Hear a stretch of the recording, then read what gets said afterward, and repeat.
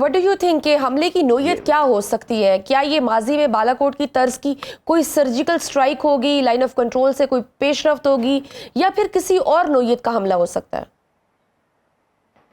یہ تینوں ہو سکتا ہے جی، بائی ایئر، بائی لینڈ اور بائی سی، یہ تینوں ہو سکتا ہے. یہ فوج بھی ہو سکتی ہے، ان کی ایئر فورس تو ضرور ہوگی، اور ان کا نیوی بھی ہوگا. اور آپ دیکھ رہے ہیں وہ ڈسٹرائرز اور وہ جو ایئر کرافٹ کیریئر ہے، سنا ہے اس جہاز کو ادھر ادھر کر رہے ہیں، ادھر ڈرانے کے لیے ہمیں اور بتانے کے لیے کہ ہم ادھر سے بھی آپ کے کرنا چاہتے ہیں. اور ہمارا کیا یہ ہوگا، ہمارا صرف ایک کام ہے جی. ہم نہیں کہہ سکتے کہ ہم ہندو ہرا دیں گے، ہم یہ نہیں کہہ سکتے کہ ہم ہندو فتح ہو جائے گا اور ہم دلی میں جا کے بیٹھے رہیں گے. نہیں، ہمارا کام ایک ہی ہے کہ ان کو جیتنے نہیں دینا ہے، اور جو بھی ہمارے پہ ڈیمیج ہوگا اس کو برداشت کرنا ہے، جو بھی. مگر ان کو اتنا ڈیمیج کر رہا ہے کہ بعد میں وہ سوچے کہ یہ کس قسم کا جنگ میں ہم گئے، جدھر ہمیں جتنا ڈیمیج ہوا ہے ہمیں پتہ نہیں چلتا ہے کہ ہم جیت گئے ہیں یا ہار گئے.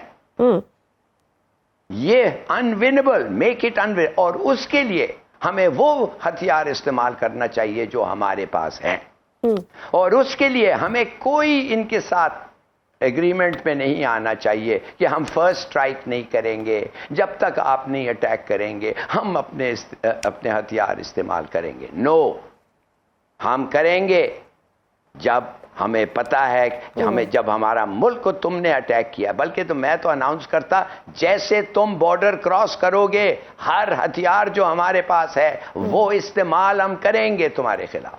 ٹھیک. تو احمد یہ بالکل صحیح سر. احمد یہ بتائیے جی. میں اس لیے کہہ رہا ہوں بی بی کہ ہم نے ان کو دعوت دی ہے کہ ثبوت دو، ثبوت دو. تو ہم نے یہ کیا ہے، دنیا کو ثبوت دو، بھئی ہمیں ثبوت دو. بالکل، جو کہ وہ ابھی تک ہمیں ثبوت دے نہیں سکے کہ ہم اس میں انوالو تھے. بالکل صحیح سر.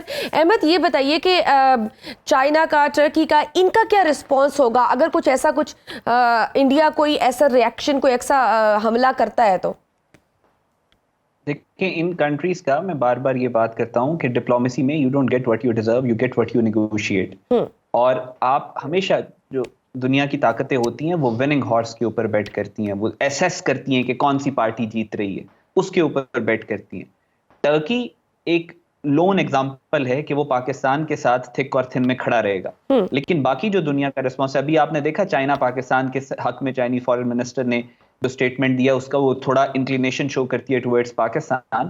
وہ ساری چیزیں تب ہوئی ہیں کہ جب پاکستان نے اپنا ریزالو شو کیا، جب ہم نے ریزالو شو کیا ہے کہ ہم ایک بہت شدید اوفینسو پہ جائیں گے اگر انہوں نے ہمارے ساتھ کوئی مس ایڈوینچر کرنے کی کوشش کی. تو آگے آنے والے دور میں بھی جو انٹرنیشنل پاورز ہیں، جیسے جیسے پاکستان کا رسپانس، پاکستان کا ریزالو، پاکستان کی ول، پاکستان کی کیپیبلٹی، پاکستان کی ایکشنیبل جو پاکستان کر سکتا ہے، جس طرح وہ سٹرونگ ہوتا جائے گا، اس طرح دنیا کی طاقتیں پاکستان کو سپورٹ کرتی چلی جائیں گی. تو یہ ڈیپینڈ کرتا ہے پاکستان کا ریزالو کیسا ہوگا، اور پاکستان کا ریزالو بہت شدید ہوگا. ایوری آپشن پاسبل، ہر وہ آپشن جو یہ انڈین سوچ بھی نہیں سکتے، اس وقت پاکستان کے ٹیبل پہ ہے، اور پاکستانیز اس کے بارے میں سوچ رہے ہیں. And it's a very clear message کہ اس وقت جو نقصان انڈیا کو ہوگا اس مس ایڈوینچر کا جو یہ پلان کر رہے ہیں، ان کی نسلیں یاد کریں گی. They can not even imagine, یہ اپنے ورسٹ نائٹ میئر میں بھی سوچ نہیں سکتے جو ان کے ساتھ اس دفعہ ہونے والی ہے. ٹھیک ہے احمد، کون کون سی آپشنز ہیں؟ ایک تو ڈپلومیٹک وار ہے جو ہم لڑ رہے ہیں، اس کے علاوہ کائنیٹک آپشنز کیا ہیں، کیا میجرمنٹس ہیں؟ میں کائنیٹک آپشنز کے اندر ہر آپشن کی بات کر رہا ہوں. ڈپلومیٹک تو وہ ہے ہی ہے، وہ تو چل رہی ہے. کائنیٹک کے اندر جو آپ کہہ رہی ہیں، ایئر اٹیک، مسل اٹیک، ویپن سسٹم، نیوکلیئر، ہر طرح کی آپشن پاکستان کے پاس موجود ہے. پاکستانیوں یہ پاکستان کو تباہ کرنا چاہتے ہیں، میں ہمیشہ یہی بات کر رہا ہوں، ہر جگہ یہی بات کروں گا. یہ چاہتے ہیں پاکستان کو تباہ کر دیں، ان کا یہ پلان ہے. اور ہمیں ایسی دنیا کا ہم نے کیا کرنا ہے، پاکستانیوں نے ایسی دنیا کا کیا کرنا ہے کہ جس میں پاکستان نہیں ہے. یہ بات پوری دنیا کو سوچنی چاہیے. Every option for Pakistan, every option is on the table.